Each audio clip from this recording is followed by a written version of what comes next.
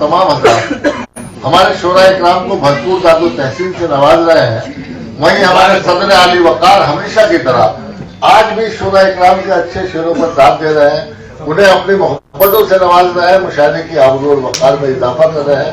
साहिब जश्न गैर साहब, उमा जी, शेखर साहब और हमारे बहुत ही मोहतरम और बावकार शायर डॉक्टर कलीम कैसर साहब जो सामने पता नहीं जाके क्यों बैठ गए, लेकिन वहीं से उनकी मोहब्बतें तमाम शोरा इकराम को मिल रही है। कृष्णा दामनी जी, फरीद अहमद साहब, इरफान जुबैरी साहब, तमाम लोगों का मैं शुक्रिया अदा करता हूँ इस खूबसूरत महफिल को बावकार बनाने के लिए। और आइए इस खूबसूरत शेरी सफर को और आगे बढ़ाते हैं इन अशार के साथ कि न डरते हैं न असबाबो सबब की जंग लड़ते हैं।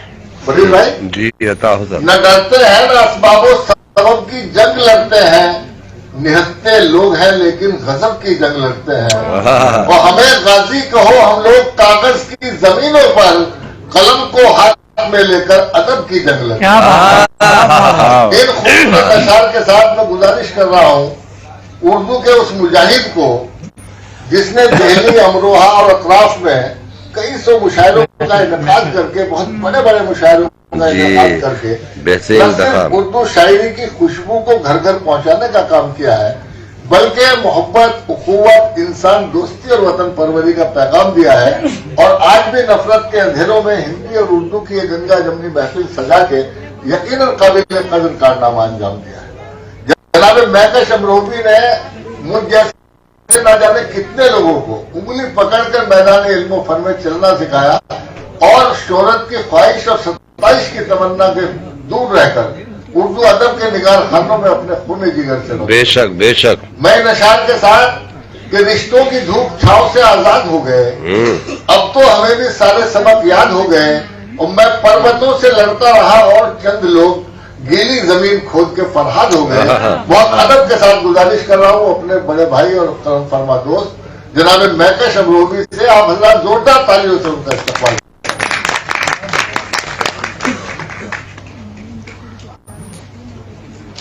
सदर मोहतरम इज्जत मुआब वाली मकाम सैयद जफर अली नकवी साहब, हाजी अकील बख्श साहब जो निहायत ही मशहूर शख्स हैं अपने कारोबारी सिलसिले में, अमन ट्रेडर्स कंपनी के एमडी हैं, बहरहाल उनसे गुजारिश की और वो यहाँ तशरीफ ले आए। ये जितने लोग यहाँ आए हैं मैं उनका निहायत शुक्रगुजार हूँ। फिर एक बार आइए चलिए अब शेरी सिलसिला आगे बढ़ाता हूँ।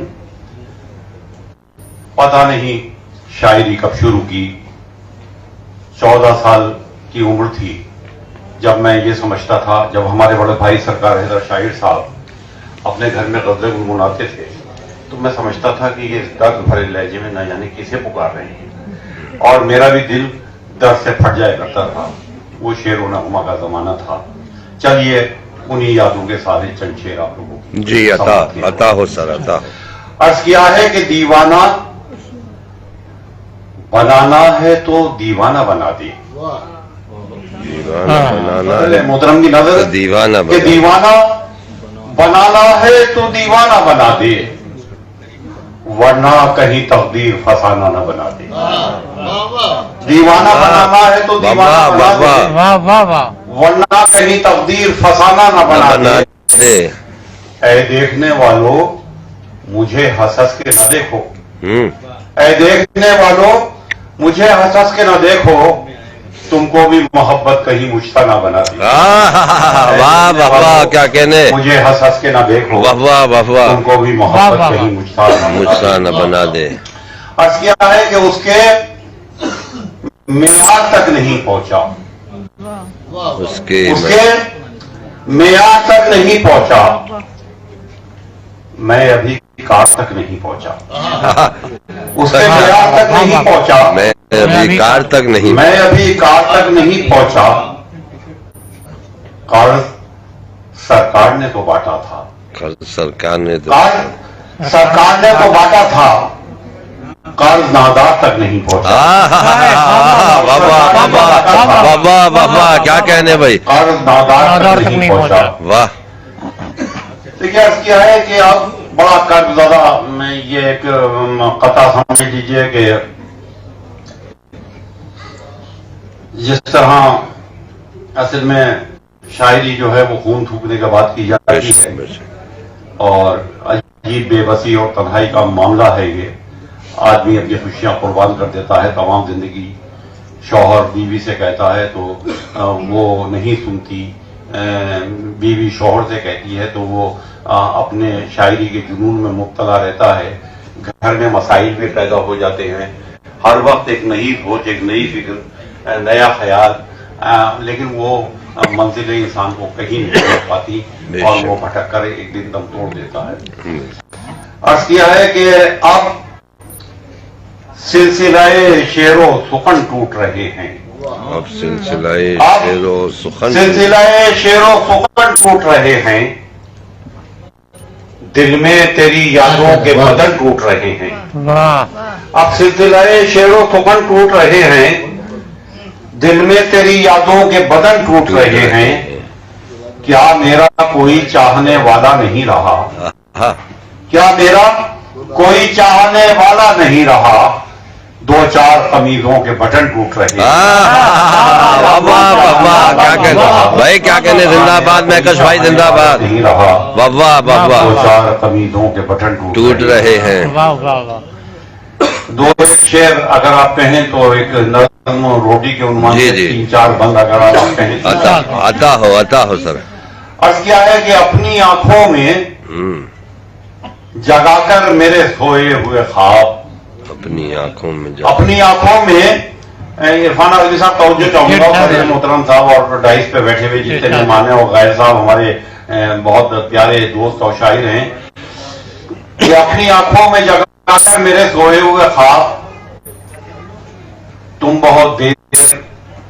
بہت دیر کے بعد آئی ہو, آج آئی ہو تو جانے کا تصور نہ کرو, آج آئی ہو تو جانے کا تصور نہ کرو, آج کے بعد مجھے موت بھی آ سکتی ہے, آج کے بعد, اور یہی انداز کرم, یہی ایک بات میری بات بنا سکتی ہے.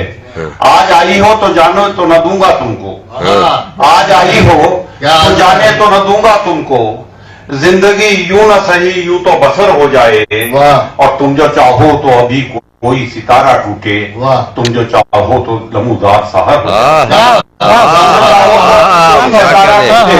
تم جو چاہو تو لمحدار سحر ہو جائے. لاؤ ان ہونٹوں کے مہکے ہوئے ساغر دے دو, لاؤ ان ہونٹوں کے مہکے ہوئے ساغر دے دو, جسم کی چست قباؤں میں چھپا لو مجھ کو. کیا خبر ہے یہ جماعت رہے یا نہ رہے, اپنے سینے سے میری جان لگا لو. کیا خبر ہے یہ جماعت رہے یا نہ رہے, اپنے سینے سے میری جان لگا لو مجھ کو.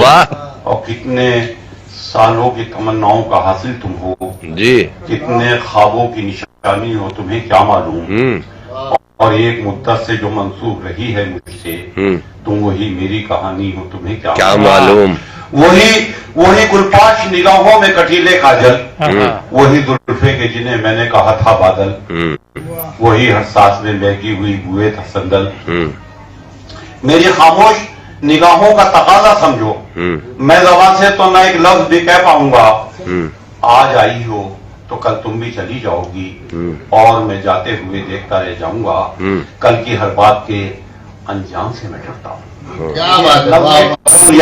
کی ہر بات کے انجام سے میں ڈرتا ہوں. کل کسی بات پہ بیزار بھی ہو سکتی ہو, کل کے انجام کی ہر بات سے میں ڈرتا ہوں. کل کسی بات سے بیزار بھی ہو سکتی ہو, اور مستقل تم میرے افلاس سے تنگا آ کر خودکشی کے لیے تیار ہو سکتی ہو, تم میرے افلاس سے تنگا آ کر خودکشی کے لیے تیار بھی ہو سکتی ہو. اور یہ بھی ممکن ہے کہ ایک روز جدا کر کے تمہیں پھر کوئی کوچہ و بازار سجایا جائے, اور جشن جمہور منانے کی خوشی میں تم کو یہ بھی ممکن ہے سر عام نچایا جائے.